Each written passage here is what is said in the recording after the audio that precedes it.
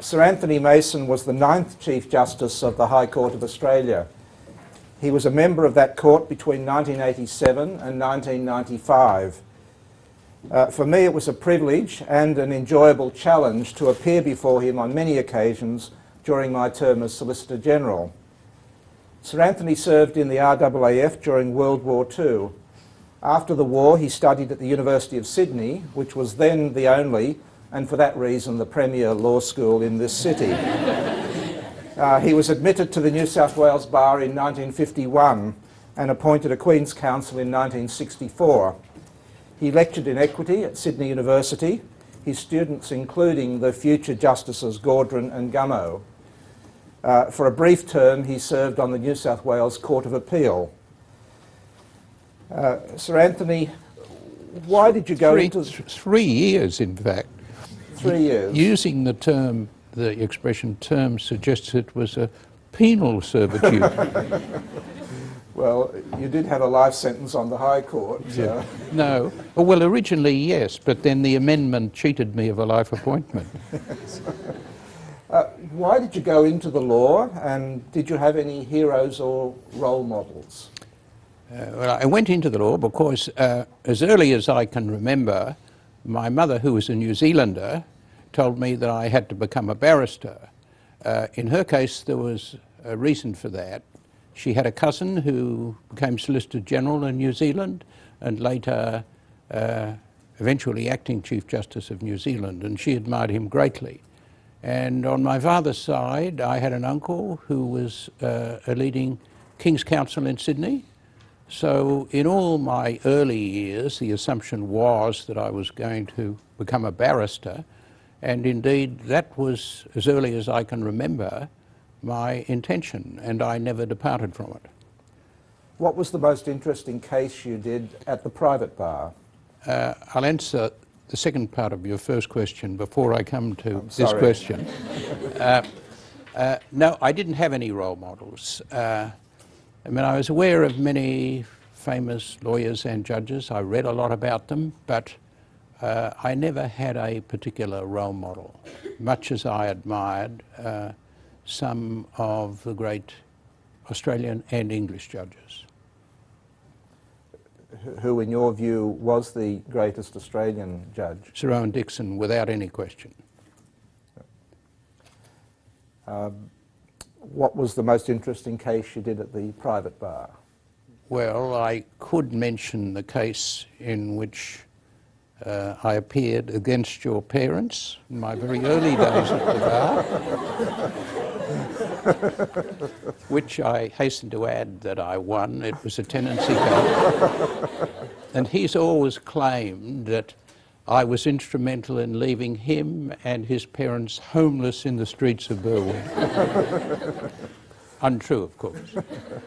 But to come back to the question, well, I always tend to remember more clearly the significant cases I had in my younger days at the bar. In the first 3 years I was at the bar, and I had two cases that I was very interested in.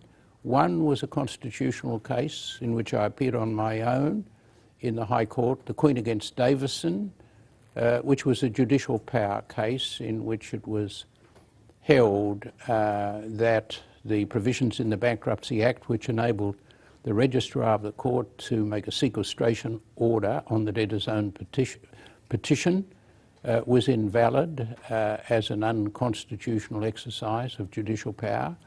The other was a case in which I wasn't successful, and that was a case involving two gentlemen, in inverted commas the word gentleman, Brown and Fitzpatrick, who were proceeded against for contempt of Parliament in circumstances that became quite sensational in their day. And I was to be led by Sir Garfield Barwick before the Committee of Privileges for both of them, but Sir Garfield was unavailable. I remember his advice to me was, well, you'll have to do it on your own and make sure you tell them to bring their pyjamas and their toothbrushes with them. That being the code word to tell the client that he was going to jail. Anyhow, I appeared before the Committee of Privileges for Fitzpatrick first of all, and they actually refused me leave to appear, telling me at the time that after all, if the matter went to Parliament itself, then I would be able to appear for them in Parliament. As it transpired, they were found guilty of contempt, although no charge of contempt was formulated against them. The matter went to the House of Representatives, and they were convicted and sentenced to imprisonment. And then I was refused leave to appear for Fitzpatrick. Jack Shand, who was a leading Queen's Counsel or King's Counsel, was going to appear for Brown, the journalist in the case, but having seen what happened to Fitzpatrick's application for leave for me to appear, he decided to speak for himself, and he made a rousing, rabble-rousing speech which secured great publicity throughout Australia. And then finally we took proceedings in the High Court to set aside the order made by the House imprisoning the two of them, but we failed. There was an appeal to the Privy Council in which I didn't appear, and that also failed. Between 1964 and 1969, you were the Commonwealth Solicitor General. What did that office involve, and what's memorable about it to you? Well, the two principal features of the office are to appear for the Commonwealth Government and any of its agencies that want you to appear in the High Court and other courts, mainly in the High Court, and also to advise the government on questions of law, or any legal questions for that matter. They're the two principal aspects of what you do as Solicitor General. In fact, a statute was passed to enable my appointment because I was the first Solicitor General who was appointed from the bar in Australia. The first Solicitor General of the Commonwealth was Sir Robert Garran, and he had been Solicitor General for a long period of time. He was also Secretary of the Attorney General's Department. And until I was appointed, the Solicitor General had two offices, two hats. He was Solicitor General and he was also Secretary of the Federal Attorney General's Department, that is, head of that department. But generally speaking, with the exception of Sir Robert Garran, the Solicitor General did not appear in court. Towards the end of his career, my predecessor, Professor Kenneth Bailey, who had been Professor of Public Law at Melbourne University, then appointed Secretary of the Attorney General's Department, and Solicitor General did appear in two High Court cases, but he had no previous career as a barrister. These, I think, were the only two occasions in which he appeared in court. In addition to appearance in court and advising the government, the Solicitor General also can represent Australia in international conferences. I was, in my time, a delegate to the United Nations Commission on International Trade Law, in which I was interested. And later Solicitor Generals, of course, have appeared before the International Court in cases in which Australia has been a party to proceedings in the International Court, and they advise on questions of international law, as I did in my time. Your term on the High Court spanned 23 years during the Chief Justiceships of Sir Garfield Barwick and Sir Harry Gibbs, and you were Chief Justice for 8 years. What changes occurred in the practices of the High Court, both external and internal, during your time there?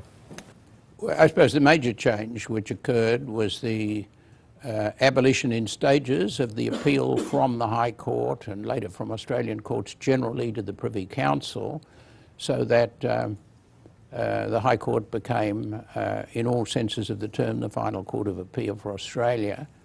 The second important procedural change which affected the nature of the court's work was that in effect, appeals as of right were abolished, and all appeals were conditioned by the necessity of obtaining special leave to appeal. Now that made a very big difference to the work of the court. It ensured, generally speaking, that for the main part, only questions of law which involved important questions of principle got to the court. That wasn't, as it were, that wasn't an absolute proposition, because a proportion of the court's work is concerned with seeing that procedural justice is done in cases, and therefore some cases get to the court which don't involve a general principle of law, but do involve what might be described as regular procedural justice. There were other changes of various kinds. The principal change was the move of the court to its present headquarters in Canberra. Prior to that, it had been a court that ambled round the countryside, sitting in the state capitals with no central home of its own, except in Sydney and Melbourne, where we had dedicated court buildings. Otherwise, we were sitting in borrowed accommodation, that is, the Supreme Courts of the states in Brisbane, Adelaide, Perth and Hobart. It meant we didn't do as much travelling once the court moved to Canberra, but we did some travelling, because most of the judges of the court have felt, and haven't always agreed with this, that the court ought to wave the judicial flag, so to speak, in all the state capitals. So by and large, special leave applications and some appeals are still heard in state capitals, but never to the extent of sitting in a state capital for more than 1 week a year, and generally less than that. Other changes that were important, one was due to Sir Garfield, and that was he discouraged lengthy reading of passages from cases, which had been a hallmark of High Court appearances and, generally speaking, of judicial work before he became Chief Justice of the High Court. He succeeded in discouraging that. He would have had the bank nationalisation case in which it went for some 37 days, I think, in the Privy Council. And in the High Court as well, yes. Almost an equal amount of time, Yes. during which case, I might say, he read very extensively himself from passages of judgment. Perhaps he got tired of reading. And judicial conferences also towards the end. He did try to institute judicial conferences in his time without any success whatsoever. There's a case, it deals with the impact of legislation conferring criminal jurisdiction on the High Court. It related to drugs just outside the territorial limits, and it involved exploration into colonial legislation. And we had an extensive conference about this case. It degenerated into an argument between Sir Garfield and his old rival at the bar, Sir Douglas Menzies, who was also on the court at the time. They didn't agree with each other. I don't think anyone else on the court said a word during this conference, and needless to say, it resulted in 7 individual judgments. How often did you have them during your Chief Justiceship, and how long after the hearing did they take place, if there was any pattern? Well, of course, you've got to bear in mind that there is a continuous discussion going on between the judges during the course of a case, at adjournments and in the afternoon when you assemble in the morning. But we used to have a conference at least once a fortnight in which we would review the cases. And sometimes we would have a specific conference about a particular case, or more than one conference. Cole and Whitfield was a notable example where we had a number of conferences. But the difficulty about that is conferences are a thief of time. Well, let's talk a little bit about Cole and Whitfield. My memory of it is that I missed 2 days of the hearing because I went to an Indian restaurant in Canberra on the night before the hearing and got sick. But fortunately, as the junior Solicitor General, I didn't have to get to my feet until the 4th or 5th day. But what were your impressions of Cole and Whitfield, and how much harder did you have to work than normally to get a joint judgment?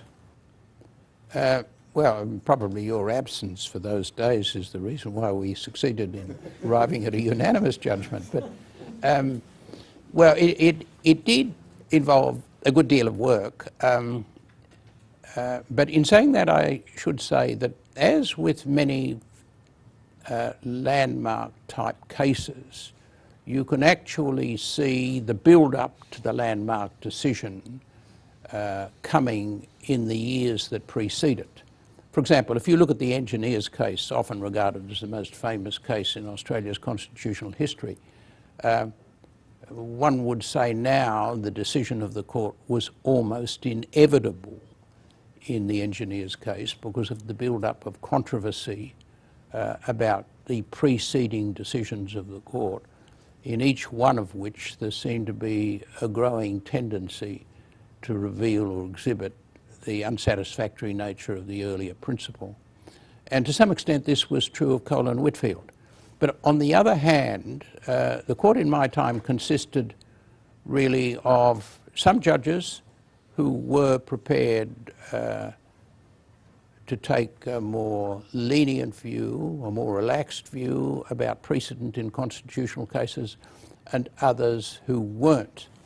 And it is that conflict about what is actually the role of the court that underlies some of the disagreements you see on the court over a period of time. And therefore, because there was at that time an underlying disagreement between some members of the court as to what the court ought to be doing, particularly in relation to precedent, reaching a unanimous decision was not easy. But one thing you want to remember about Cole and Whitfield compared with other constitutional cases at that time, Cole and Whitfield was not a contest between the Commonwealth and the states.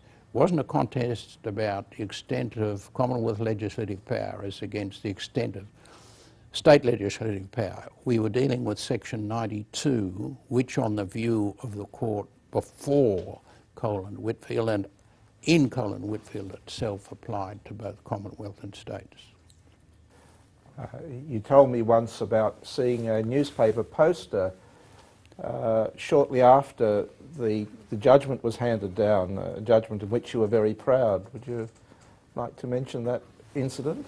Yes, it was a poster. I saw it in the afternoon. It was the Sunday Mirror, which is perhaps not the most reputable of Australia's newspapers. Appropriately, I think it was acquired by News Corporation at some later stage. And it had a placard which said, "Historic Court Decision." So I bought the paper only to discover that the historic decision was not the decision of a court, but of the Rugby League Tribunal, which held that eye gouging was a breach of the rules. I must say, in the light of what happens now, I'm surprised that eye gouging is a breach of the rules. Talking of public reactions to judgments, were you surprised or disappointed at the public and in some case political reaction to, for example, Mabo or the political advertising cases? Well, as to Mabo, I wasn't surprised by the reaction, but I was surprised by two things. I was surprised by the delayed reaction. The reaction didn't take place immediately, and the explanation for that was that there was an upcoming federal election and neither party wanted to get itself, as it were, besmirched with disagreement about Mabo. But the reaction did occur within 6 months, and it was stronger than I thought it would be. It was, I don't know that I could draw a distinction between political reaction and public reaction, because I'm inclined to think that the two are intertwined in a way, and certainly the National Party was, well, I think to use the word rabid would be an understatement. Although it took them about 6 months to get their rabidity up to the boil, so to speak. Political advertising, yes. Again, I suppose I was a bit surprised by the strength of the reaction.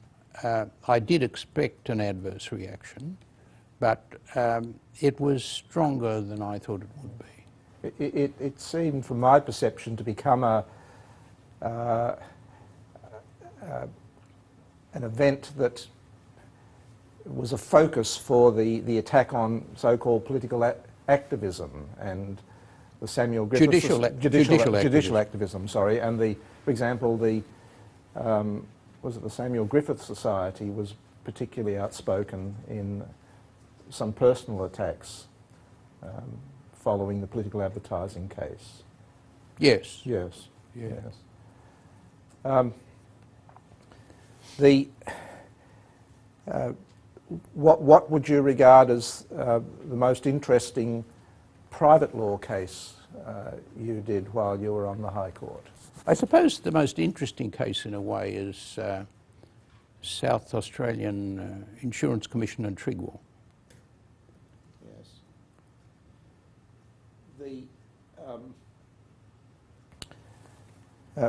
Professor Luntz and others have observed, or have written about significant changes in the thrust of tort law as between the era of the Mason and Brennan High Courts, if I can lump them both together, and the Gleeson High Court on the other hand. I must say, as a judge of an intermediate appellate court, we were conscious of a significant shift in the general thrust of negligence law. Is the premise correct? And if it is, would you like to say anything about it and what it betokens, or should it? Well, I think the premise is certainly correct. Yes. I don't think there's any doubt that the High Court in more recent times has done what it can to cut back the scope of liability, particularly in negligence. Now, if you ask me what is the reason for that, I suppose I can answer at two levels.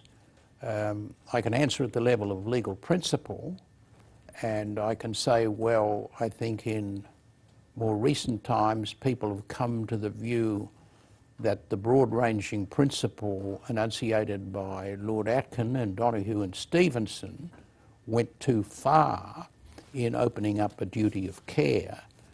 But if you look to a greater depth, you ask yourself, well, why have courts taken that view?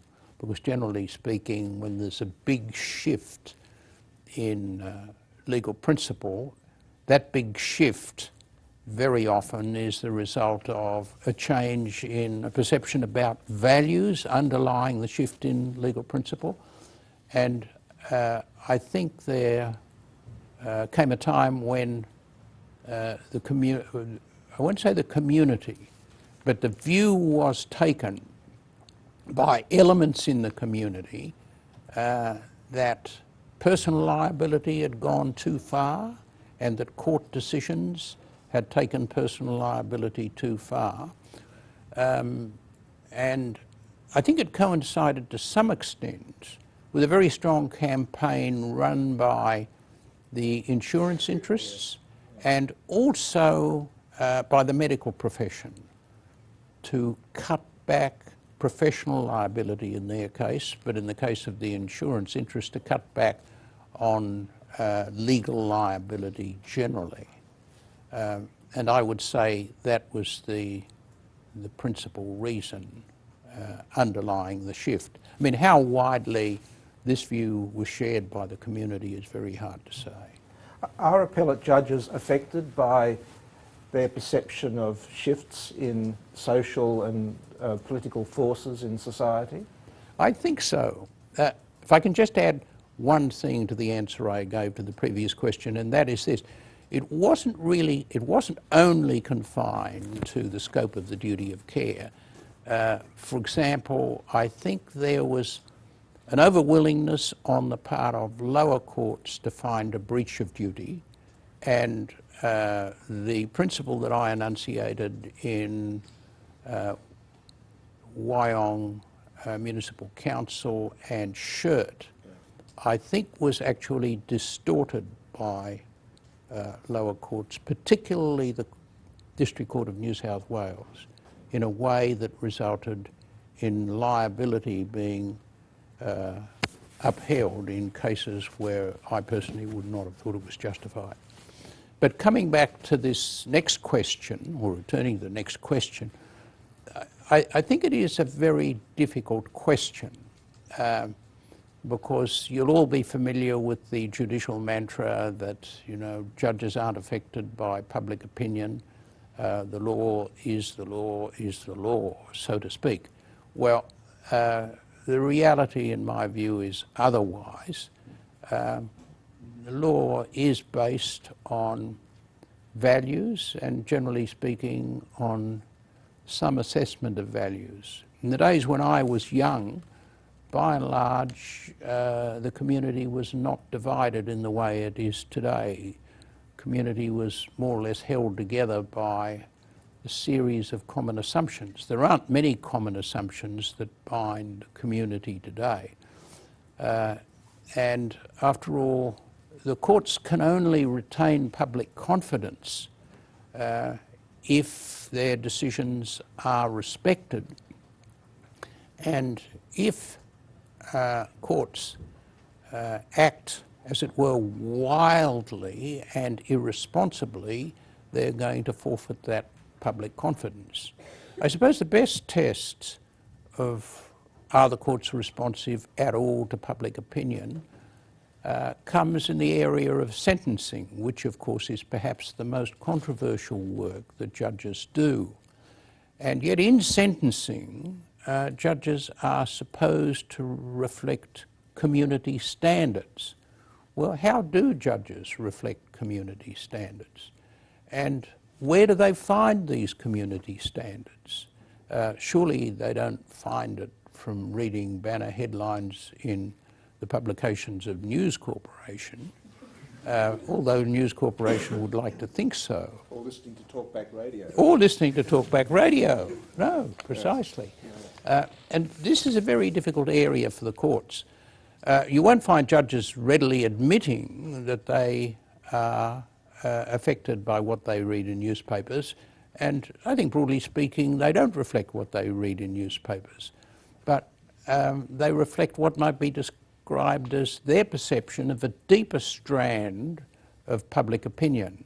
What was described in the United States as the set of values that informs the judgments of the justices of the Supreme Court of the United States, namely what they read in the New York Review of Books.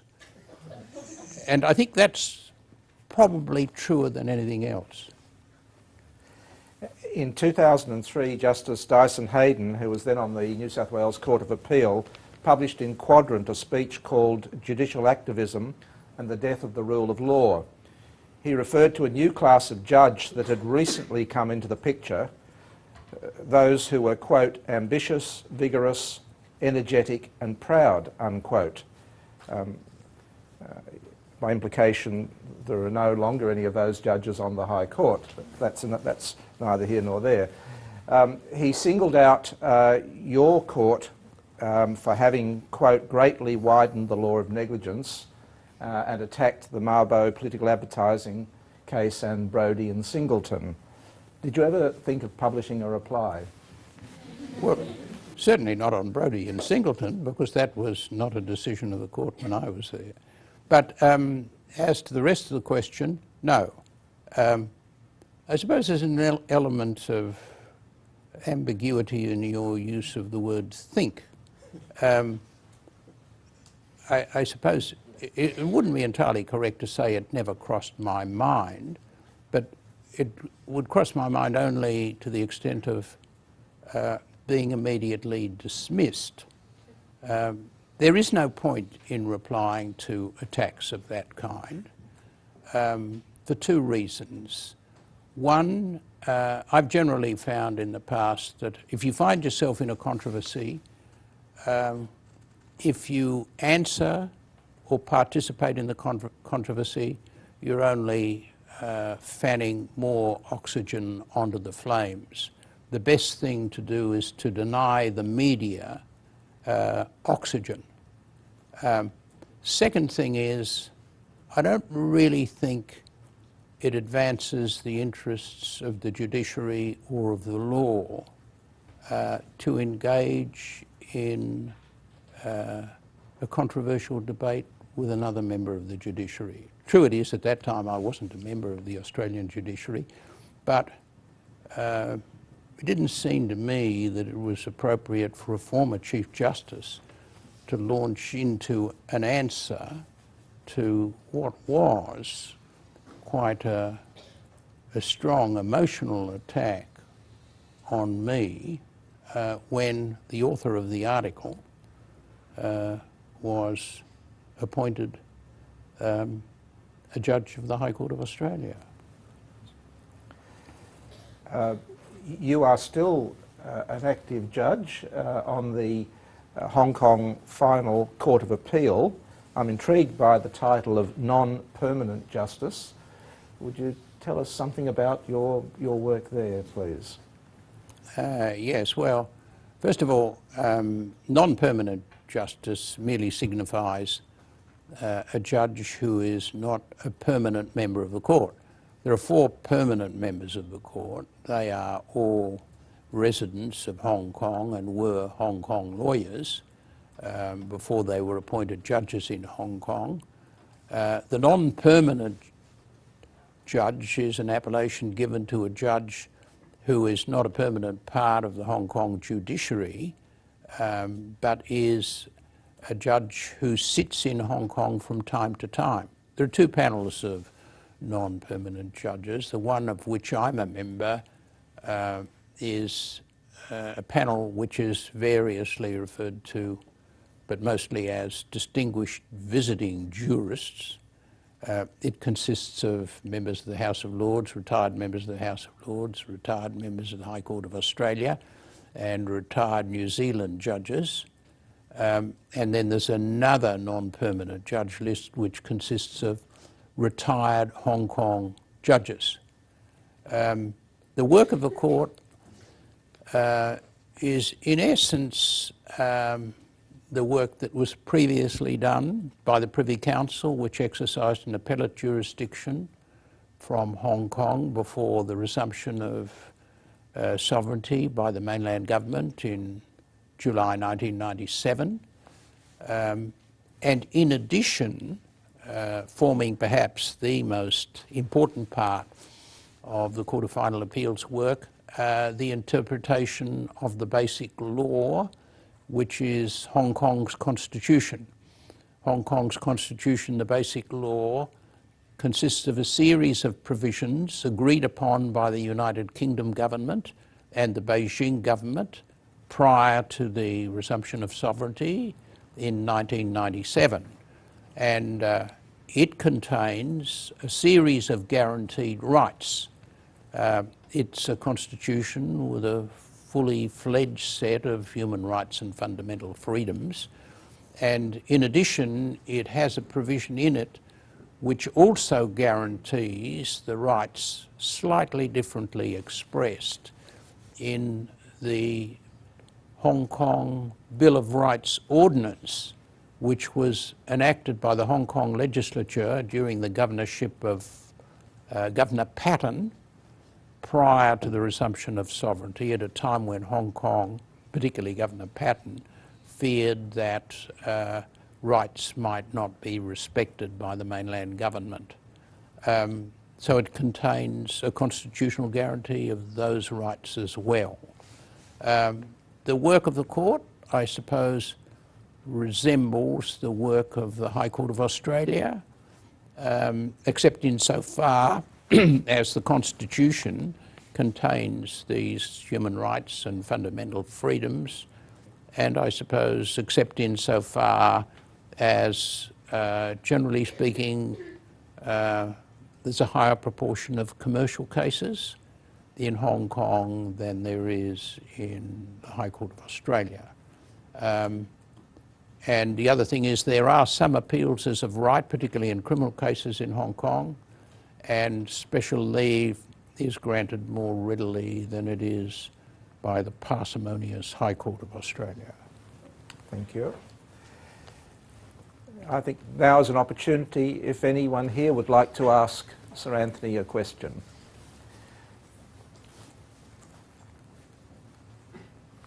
Yes, sure. Samson. Yes, in previous years when Justice Kirby came to speak at UNSW, he often mentioned that he wouldn't have been the great dissenter had he been served in your court rather than in the court. What would you think of that? Well, I note the remark. That I think that might be right. He wouldn't have been as frequently a dissenter, but I'm not sure that he wouldn't have been a dissenter. You don't give up the title the Great Dissenter easily. I read recently that it was first attributed to Sir Owen Dixon during his period in the wilderness on Section 92. I don't know whether that is correct or not. But, well, I don't know either. No. It seems to me unlikely. Yes, yes. By the way, I should point out that Justice Kirby was also a dissenter when he was on the Court of Appeal in New South Wales, but not nearly to the same extent as he was on the High Court subsequently. So dissent, I think, is part of his bloodstream.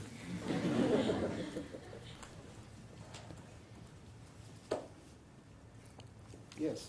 Sir Anthony, Sir Owen Dixon described the workload of justices as bordering on the oppressive, and other justices since then have also made mention it's not always the most satisfying work.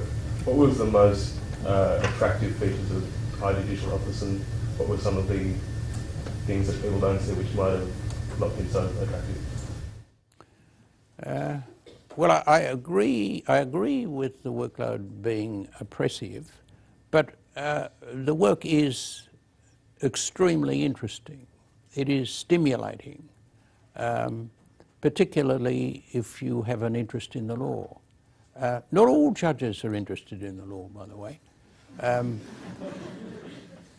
Some of them, they're very good at resolving legal problems, but they don't really have an abiding interest in the law.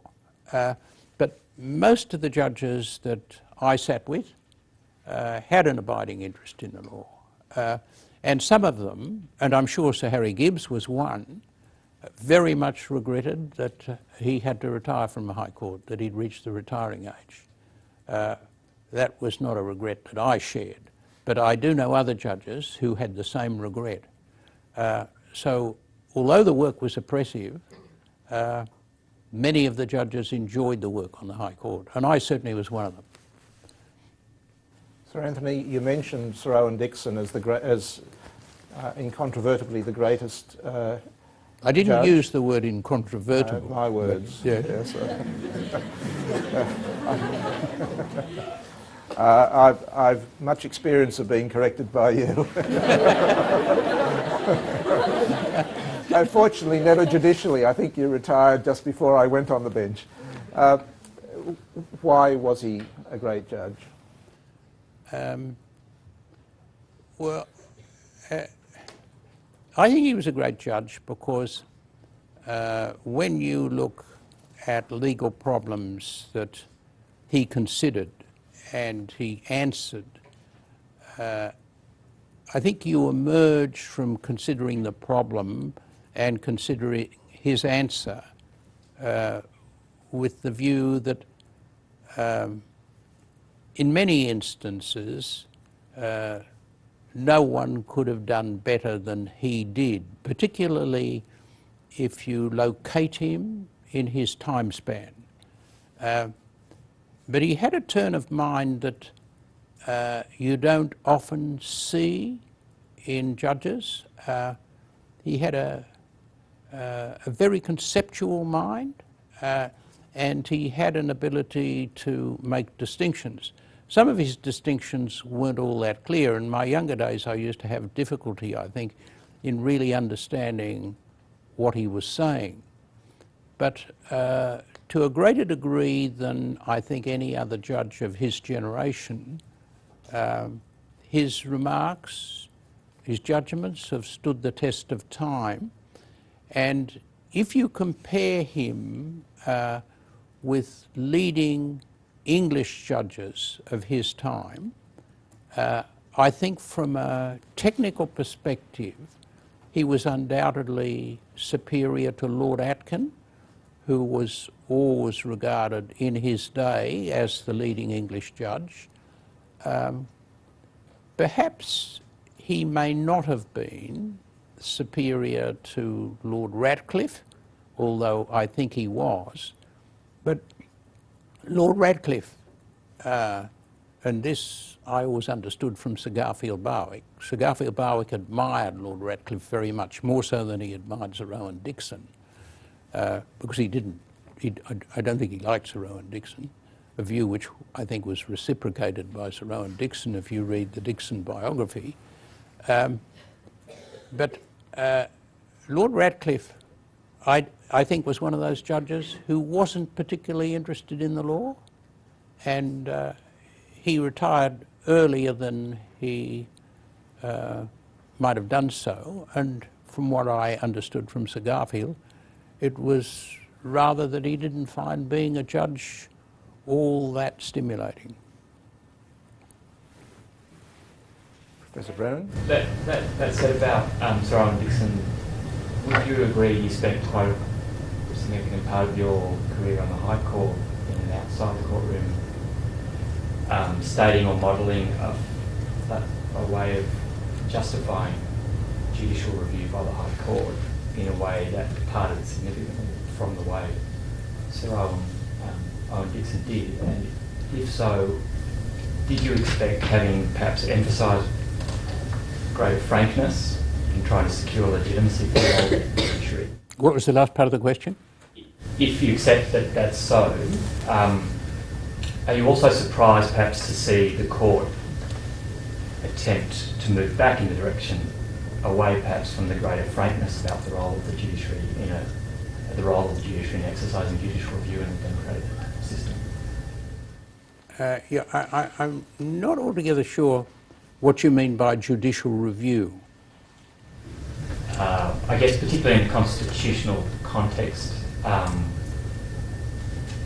as I understood some of what you said about strict and complete legalism, for example, you regarded that explanation of the role of the court in a wider liberal democratic system as inadequate because it didn't pay sufficient attention to the actual nature of the judicial role and the full range of factors that a court might be asked to look at, the wider social and economic and policy factors it may be called upon to look at in say, constitutional cases. Yes. Well, I mean, that's certainly, you've identified the difference in view between Sir Owen Dixon and myself. There's no shadow of doubt he took what would be regarded as a legalistic view. Legalistic in the sense that he did not have overt regard to policy factors. In other words, his jurisprudence was not a jurisprudence that you would regard as a shining example of transparency. And certainly on that score I disagree with Sir Owen Dixon.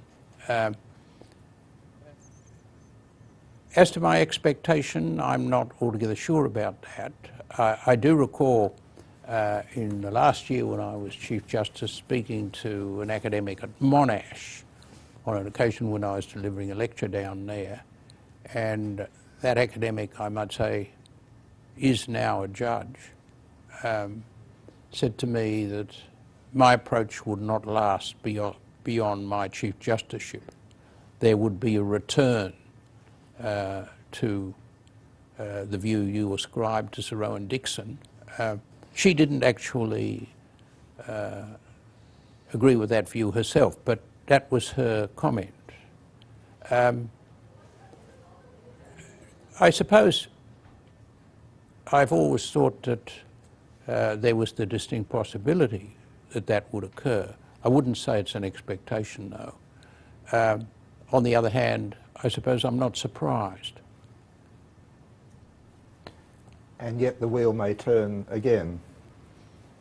Yes, well, at the age of 85, one expects the wheel may turn at a time when I won't be around to enjoy it. There's time for one more question. Does anybody wish to ask one? Sorry. What principles do you think young lawyers should take with them to the bar? Well, one, the most important is integrity. And it's important not only in terms of the practice of the law, but I think it's important to the individual. I mean, if you do something that compromises your integrity, that is a mistake from which it is desperately hard to recover, because it is something that is going to dog you forever, or if not forever, for a very long time. The second thing I do is bear in mind that in responding to any legal problem, I think it's essential to think it through for yourself. Don't be oppressed by what other people have to say about the problem. Certainly take what they say into account, and don't be oppressed by precedent. First of all, I think when it comes to precedent, it is only the decision of the court that constitutes a binding authority. What individual judges say may help you on the way to an answer, but it's only an expression of their opinion. And from reading High Court judgments, where High Court judges differ so often among themselves, you will appreciate that the individual opinion is not necessarily, by any means, an indication of what the correct answer is. And above all, you need to remember that there are always leeways of choice. Generally speaking, in relation to a lot of questions, there are arguments on both sides, and one has to endeavour to identify what really is the side with the strongest arguments supporting it. And the other thing is, if you're young in the law and you're interested in knowing what lies ahead, by and large talk to people who are about 3, 4, 5 years ahead of you. They're much more likely to give you sound advice that will reflect, or probably will reflect, your perspectives than people who are much older and much more experienced in the law. I mean, the profession changes so much and changes so rapidly. The profession today is quite different from what it was in my time. And if you wanted some bad advice about what you ought to do, you ought to get in touch with me.